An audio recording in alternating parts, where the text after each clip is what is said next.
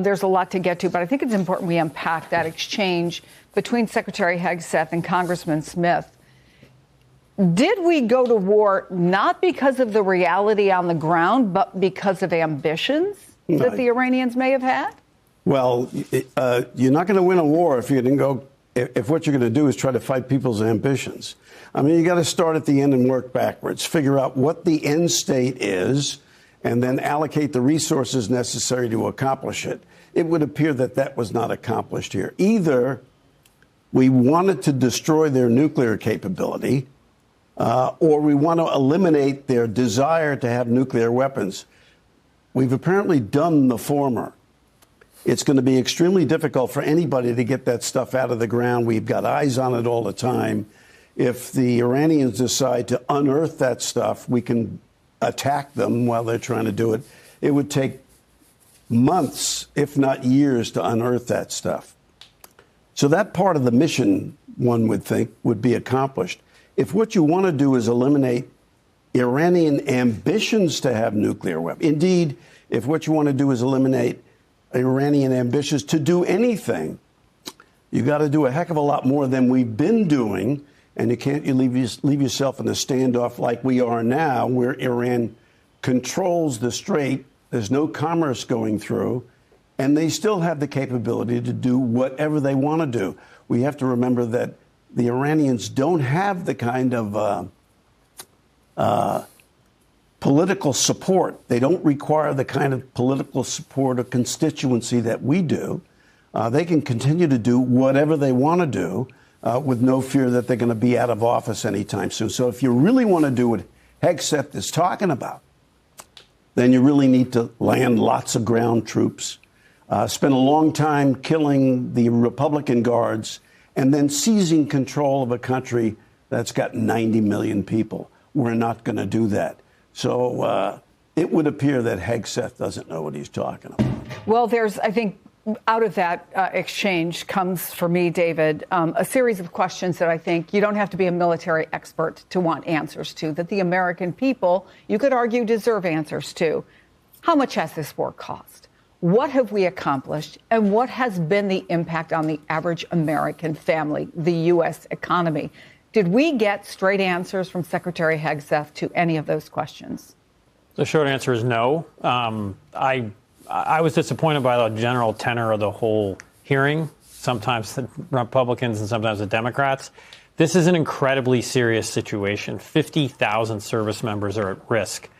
In terms of the money that was spent, the estimate that was announced by Hegseth was $25 billion. Democrats, including Representative Smith, who I've been texting with since he had that exchange, says that the number that Hegseth is giving doesn't appear to be accurate. That's just munitions that have been spent. But more broadly, as you were saying, we're hearing the Secretary of Defense and some Republicans on the panel say that their goal here is regime change. All the things they're saying, they're going to take away forever Iran's ability to have a nuclear weapon when you have a government that says it's their right to have a nuclear program. And so, I just think the broader question is the strategies this administration has used. They went in saying airstrikes will be enough, it will topple the regime. That hasn't worked. The Iranians have taken control of the Strait of Hormuz. Now we have a blockade, and they're saying the blockade will cause the Iranians to open up the Strait of Hormuz. This is all, and you're the expert, waging war light, waging war in like an easy way. War involves a credible threat of ground troops and of an invasion. So it's a vast expansion of this war. I'll leave it to you basically to talk about this politically, but this administration is talking about this huge effort to change the nature of Iran, topple its government, and end these ambitions forever.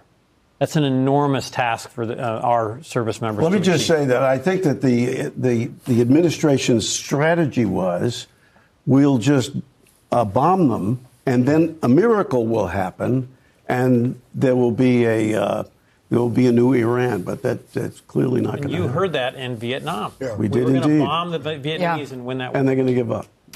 So there's another thing that Secretary Hegseth didn't back down on. He said there will be no quarter, no mercy for our enemies. No quarter is an order, correct? There is a no quarter order. Is it even legal?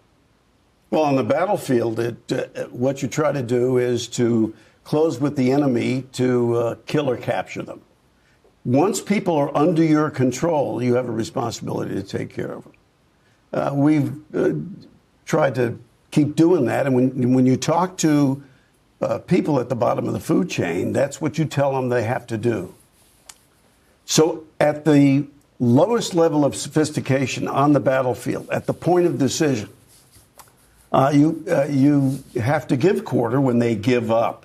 But that's not what we're talking about here. The administration is talking about eliminating Iran completely, but it's not going to be able to accomplish that. We don't have the willpower to do that. We don't have the political willpower to do that. I got to tell you, if it costs $50 billion just to this point, we don't have the money to do it either. Kevin, do we have Kevin there on Capitol Hill? Kevin, I'm wondering what else you want to take note of. What were some of the other key moments? Right. So, I mean, look, this was something that Democrats have been really getting ready for. I was told by one lawmaker yesterday that they actually met the Democrats on this panel last week to kind of go over strategy. And while they weren't all assigned specific things they wanted to talk about, they certainly had some themes. And we've seen some of that play out, particularly when it comes to just the general idea of accountability, trying to get some sense of what the heck the plan is for the exit strategy when it comes to Iran. But also you've seen, and I've noticed, a lot of rehashing of kind of the same line of questioning, which is, how much is this going to cost the American taxpayer? What is the impact, the trickle-down effects on the average American's wallet? That is obviously kind of fitting in with the larger affordability line of questioning and really the campaign message that Democrats have been pursuing ahead of the midterms this fall. We also had some really direct exchanges with Hegseth about whether or not we are actually, by definition, winning this conflict. Here is that exchange with Seth Moulton. Are you afraid to take ownership of this? Do you think it was a good idea or not? As I've consulted the president, do I think it's a good idea to confront a nuclear bomb to start this in the war? hands of the? Imagine what the world would look like right now if Iran had a nuclear weapon. Do you think we're winning? Militarily on the battlefield, it's been an astounding military success. No, but are we winning the war? Absolutely. Okay, so do you call Iran closing the Strait of Hormuz winning?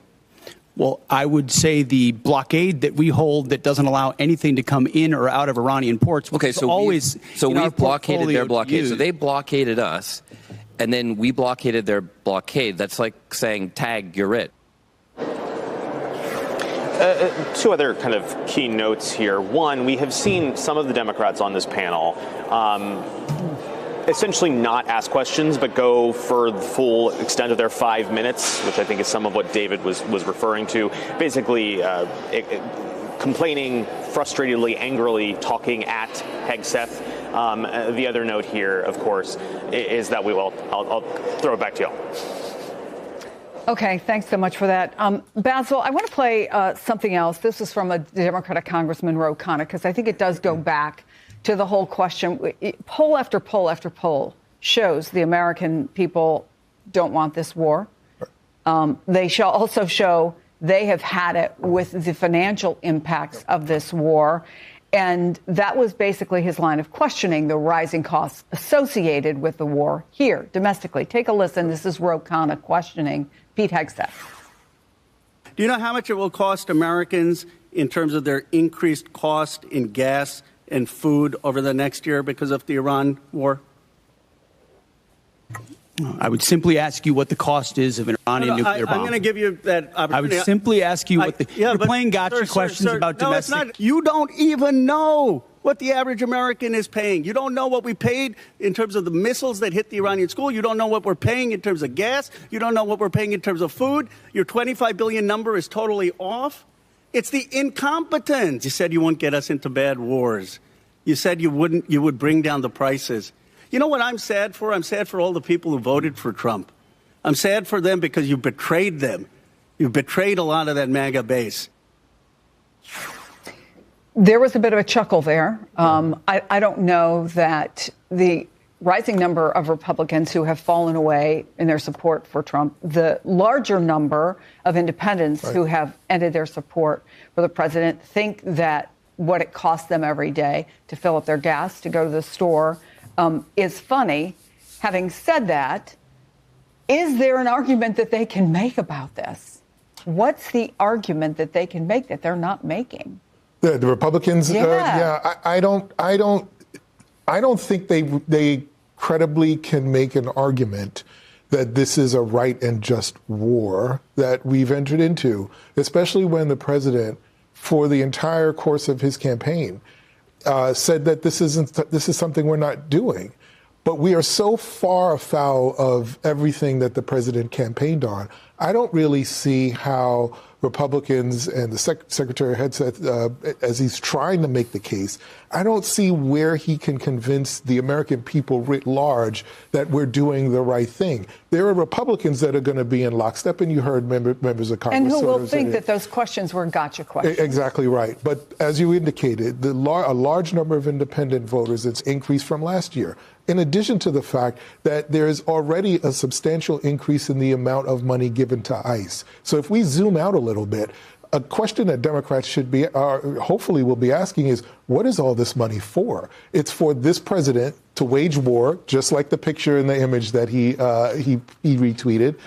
It's for the president to wage war at home and abroad, something that the American people did not sign up to do. So if going back to Congressman Ro Khanna's question, we need to start, I think, just as Americans, but certainly as Democrats, now accounting for the fact that little by little, this Congress is giving up their authority to this administration to take as much money away from Americans as possible to fight a war that, going to what my colleagues were saying here in terms of the current standoff, that has no foreseeable end.